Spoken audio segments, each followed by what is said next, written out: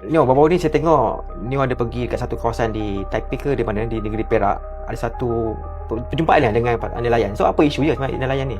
Ya, kebelakangan ini saya memang menerima banyak jemputan daripada persatuan-persatuan ataupun wakil-wakil nelayan ini kerana mereka sedang menghadapi tekanan yang amat besar kerana sudah hampir 2 tahun lesen mereka tidak diperbaharui kerana dasar-dasar baru yang diperkenalkan oleh Kementerian Pertanian melalui Jabatan Perikanan, khususnya dalam konteks lesen untuk kapal-kapal nelayan di zon B lah. Untuk makluman, sekarang ni dia ada kategori zon A, B, C untuk nelayan. Zon A ni adalah zon pesisir pantai ni, zon B ni adalah ketengahan, dan zon C adalah laut dalam.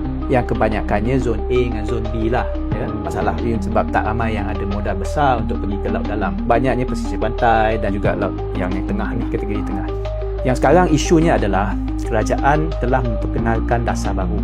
Untuk zon B ni, nelayannya kena tukar enjin yang berkapasiti lebih rendah kerana nak menjaga sekitaran dan sebagainya lah ya. Sejak 2024 ni, kerajaan telah memperkenalkan dasar kena turunkan. Dan baru boleh renew license. Apa alasan kita?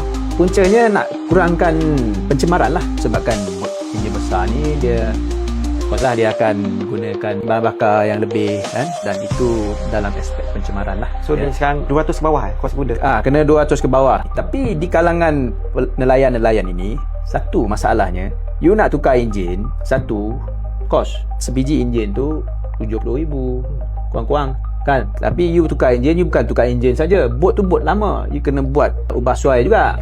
Frame dia ke, kapal ke kan. Kosnya boleh telan sehingga 100 ke 200 ribu. Dan mereka ni terpaksa guna cash, bukannya boleh buat pinjaman. Mana ada susah bank nak buat pinjaman kepada para nelayan yang tidak ada pendapatan tetap. Susah. So dia nak beli enjin kena guna cash. Keduanya, kapal-kapal kebanyakannya berusia 3 hingga 40 tahun. Lama. Ini semua kapal yang secara tradisi mereka mencari rezeki di laut ini sudah berpuluh lama. Dia yang turun-temurun lah, ada bapa dan anak tu kan. So you bayangkan kapal lama kayu yang dah beroperasi 30 tahun 40 tahun. Kayu tu mestilah dia serap air semakin berat. Apabila you turunkan kapasiti enjin, kapal tu tak boleh gerak dengan laju. So you nak enjin kapasiti rendah. Ini belum sampai laut, lepas tu nak bawa hasil tangkapan tu lagi tambah lagi berat. So macam mana menyusahkan golongan nelayan ini?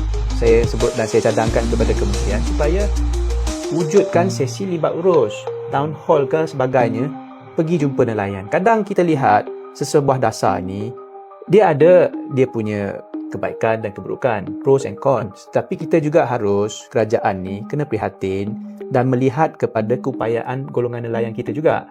Kita jangan terlalu mengikut piawaian standard yang ditetapkan oleh negara lain.